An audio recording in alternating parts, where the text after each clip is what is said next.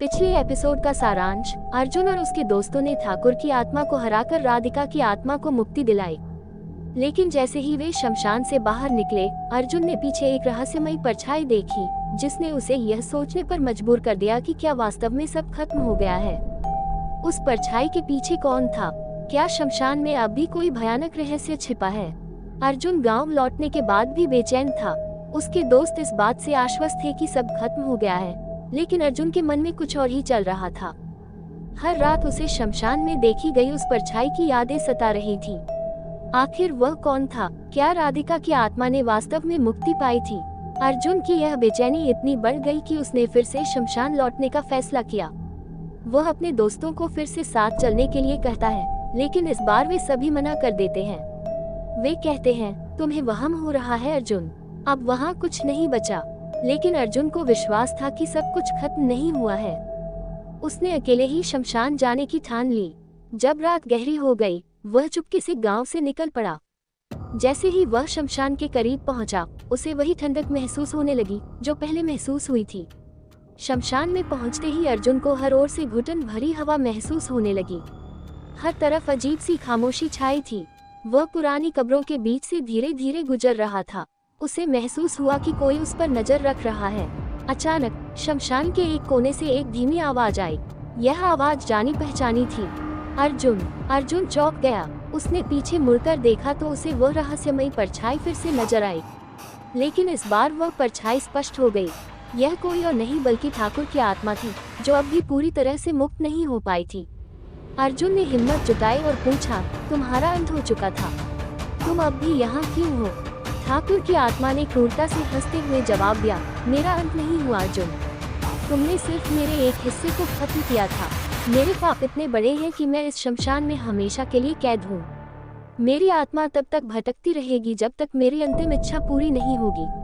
अर्जुन ने चौंकते हुए पूछा, आखिर तुम्हारी अंतिम इच्छा क्या है?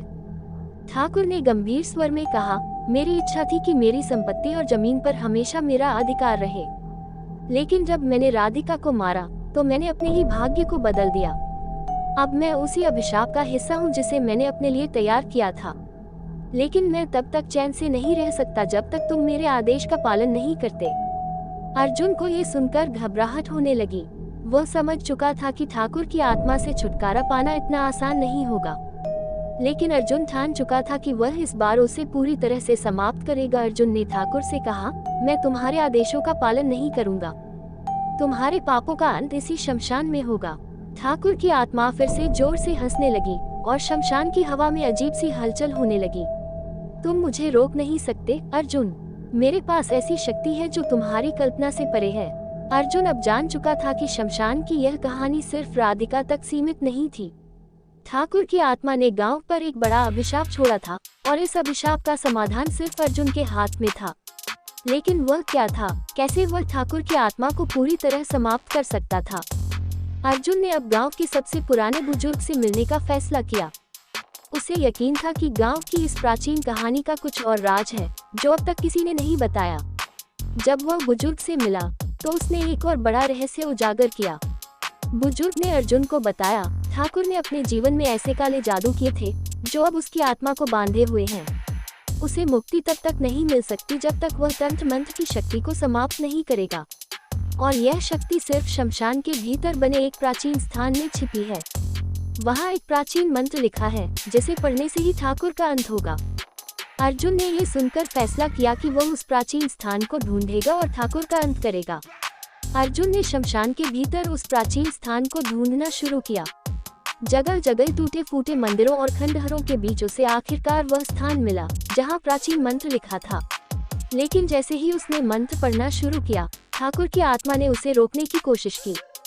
अब अर्जुन और ठाकुर की आत्मा के बीच अंतिम संघर्ष शुरू हो चुका था। अर्जुन मंत्र पढ़ते हुए ठाकुर की शक्ति से लड़ रहा था। हवाएं तेजी से चलने लगी और शमशान की जमीन हिलने लगी। अर्जुन को ऐसा लगने लगा कि वह हार जाएगा, लेकिन तभी उसे राधिका की आत्मा की सहायता महसूस हुई। राधिका की आत्मा ने एक बार फिर प्रकट होकर अर्जुन की मदद की। उसने अर्जुन को ताकत दी और अर्जुन ने प्राचीन मंत्र को पूरा कर दिया। अचानक ठाकुर की आत्मा एक जोरदार चीख के साथ गायब हो गई और शमशान फिर से शांत हो गया। लेकिन क्या यह अंत था? जैसे ही अर्जुन ने राहत की सांस ली, उसे फिर से वही ठंडक महसूस हुई। उसने पीछे मुड़कर देखा और इस बार उसे न सिर्फ एक परछाई बल्कि कई परछाइयां नजर आईं। ये शमशान अभी भी रहस्यमय था। ठाकुर का अंत तो हुआ था, लेकिन यहाँ और भी आत्माएं थीं, जिनका बदला अब भी बाकी था। आगे क्या होगा, जानने के लिए देखिए हमारी अगली कहानी।